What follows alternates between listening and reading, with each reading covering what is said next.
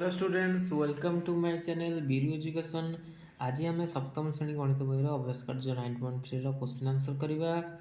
एक नंबर देख क्वेश्चन देती जदि त्रिभुज पी क्यू आर और त्रिभुज एल एम एन सर्वसम होता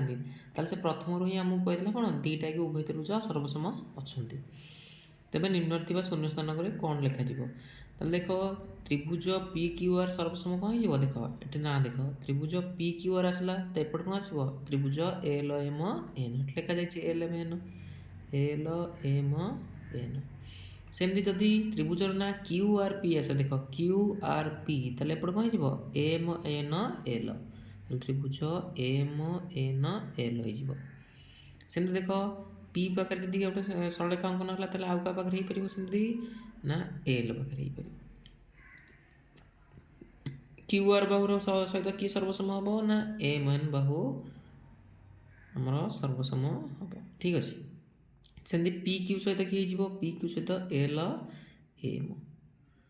सेमती क्यू आर सहित आउ थे पुणी पचारा तेल एम एन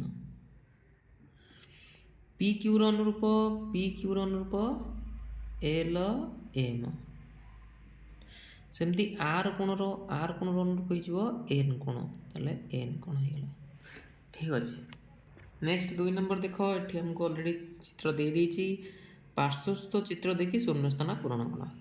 ताल त्रिभुज ए बी डी सर्वसम किए हम देख त्रिभुज ए बी डी ताल कौन हो सी बी डी लिखिदेव त्रिभुज सी बी डी।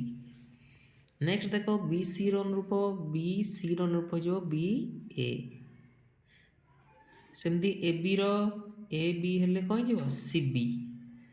सर्वसम हो एडी अनुरूप एडी हो सी डी अनुरूप